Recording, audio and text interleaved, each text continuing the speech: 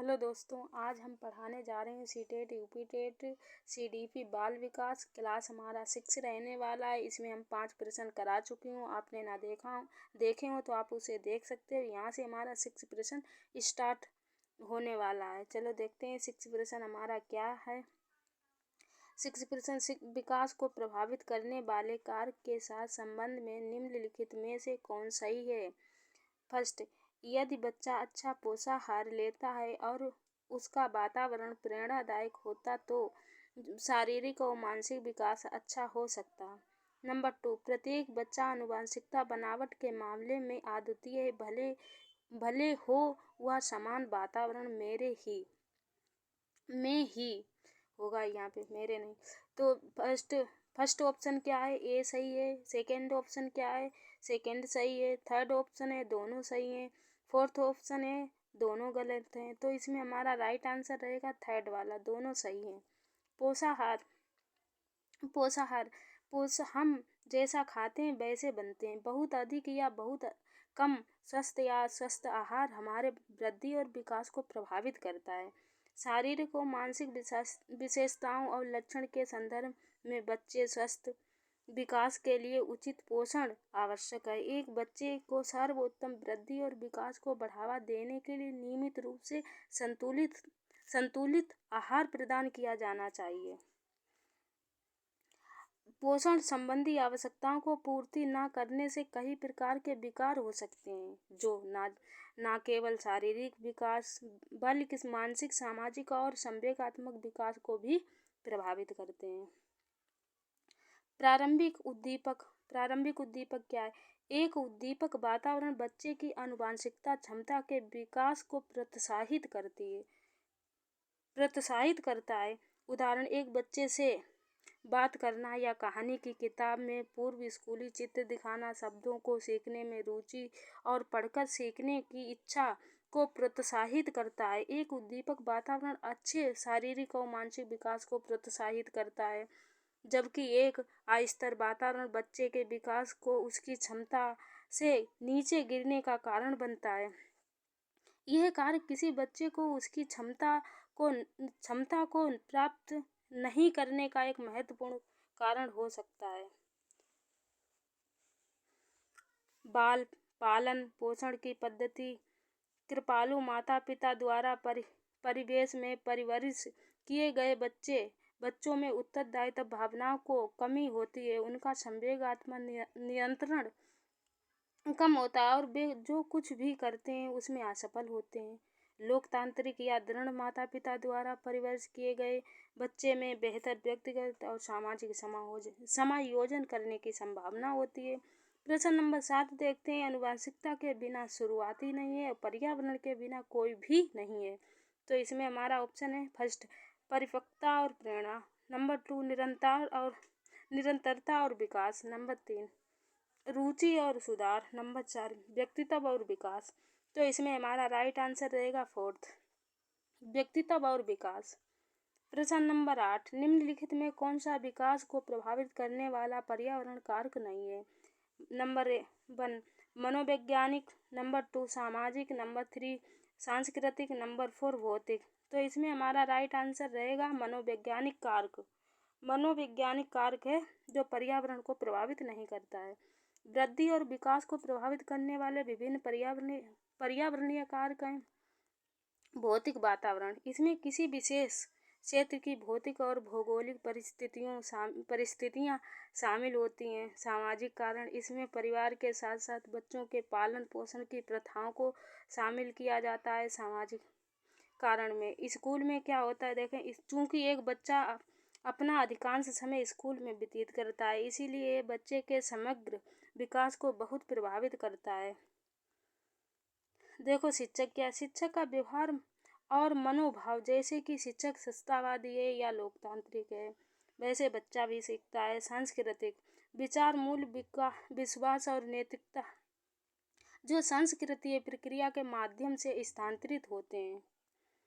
प्रश्न नंबर 9, आनुवंशिकता या प्राकृतिक में जैविक किसी तरह पर्यावरण प्राकृतिक में क्या है शारीरिक है, मनोवैज्ञानिक या दार्शनिक या समाजशास्त्री है। तो इसमें हमारा राइट आंसर कौन सा रहेगा? फोर्थ वाला, समाजशास्त्रीय। पर्यावरण देखते हैं। पर्यावरण वह सब कुछ है जो व्यक्ति को उसके जीन को छोड़कर प्रभावित करता है। पॉइंट यह एक समाजशास्त्रीय कारक है। बच्चे के विकास पर पर्यावरण के प्रभाव को पोषण के रूप में जाना जाता है। पॉइंट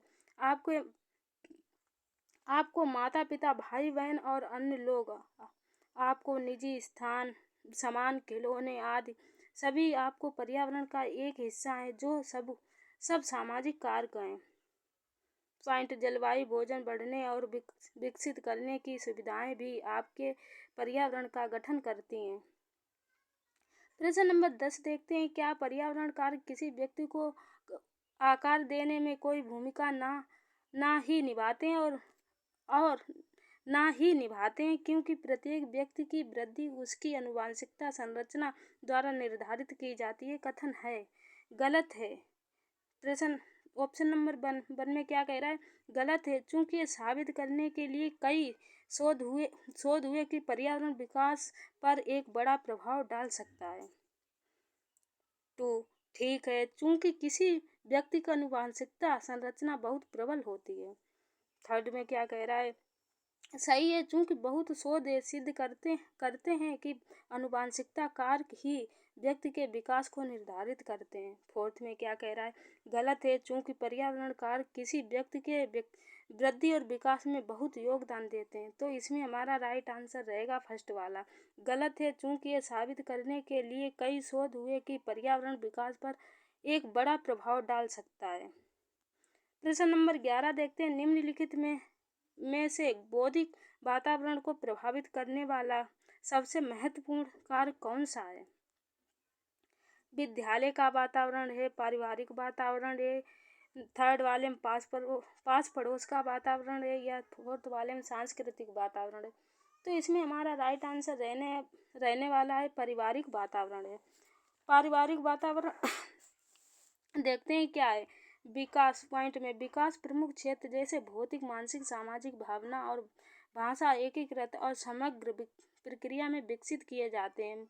पॉइंट मन को बौद्धिक विकास या बौद्धिक वातावरण किसी समस्या को समझने, सीखने, तर्क करने, बीज करने की क्षमता विकास को संदर्भित करता है। थर्ड पॉइंट क्या है? बौद्धिक विकास कई कारकों से प्रभावित हो सकता है, जिसमें परिवार का माहौल, माता पिता, बच्चे का रिश्ता, जन्मजात क्षमता, जैविक परिपक्वता, सामाजिक प्रभाव, संतुलन आदि शामिल है। प्रश्न नंबर 12 देखते हैं। वातावरण का समाज है। वातावरण का अर्थ है समाज और सभी परिवेश किसी व्यक्ति की वृद्धि और विकास को प्रभावित करते हैं। ऑप्शन नंबर फर्स्ट क्या है?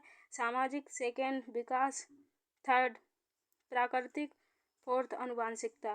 तो इसमें हमारा राइट आंसर क्या रहेगा? सामाजिक। आनुवंशिकता के प्रकार हैं 5, 3 हैं, 4 हैं, 2 हैं, 5 हैं। तो इसमें हमारा राइट आंसर रहेगा 5 है। आनुवंशिकता के प्रकार: ऑटोसोमल अप्रभावी वंशानुक्रम, आलिंग गुणसूत्र पुनरावृत्ति लक्षण दोनों लिंगों के समान अनुपात में प्रभावित कर सकते हैं और एक पीढ़ी में लुप्त होकर दूसरी किसी पीढ़ी में प्रकट हो सकते हैं, जिनको आलिंग गुणसूत्र पर ले जाया जाता है। ऑटोसोमल अप्रभावी वंशानुक्रम क्या है देखते हैं। आलिंग गुणसूत्र प्रमुख लक्षण जैसे ऑटोसोमल प्रभावी लक्षण समान अनुपात में दोनों लिंगों को प्रभावित कर सकते हैं। जीन को ऑटोसोमल पर ले जाया जाता है, लेकिन पूर्ववर्ती के विपरीत पीढ़ियों को नहीं छोड़ता है। थर्ड में क्या है? एक संलग्न प्रभावी वंशानुक्रम आनुवंशिकता। वंशानुक्रम के इन प्रतिरूप को क्रॉस वंशानुक्रम या लुप्त पीढ़ी वंशानुक्रम भी कहा जाता है, जिसमें पहली पीढ़ी के वाहक के माध्यम से एक गुण दूसरी पीढ़ी को वंशानुक्रम में मिला है। एक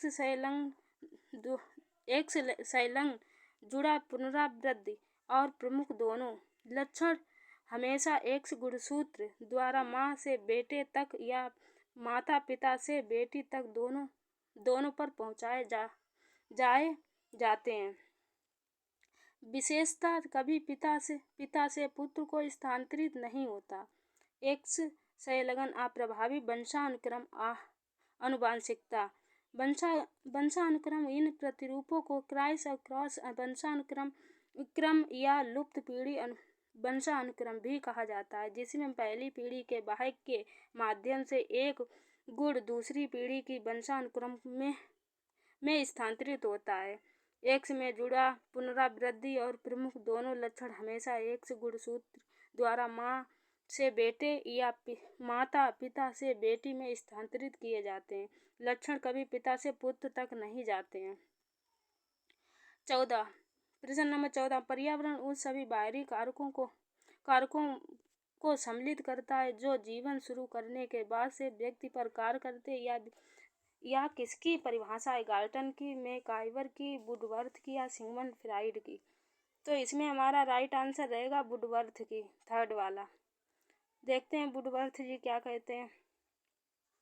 वुडवर्थ के अनुसार व्यवहार और चेतना दोनों मनोवैज्ञानिक के विषय थे। इनका मानना था कि व्यवहार पर्यावरणीय उत्तेजना और जीव के श्रृंगार दोनों का एक कार्य था। उन्होंने ये भी सुझाव दिया कि एक क्रियाविधि कार्य कैसे किया जाता है, अंतर्निहित इसे करने के लिए उद्देश्य बल द्वारा कार्य कर सकता है। वुडवर्थ और मोरिक्सन के अनुसार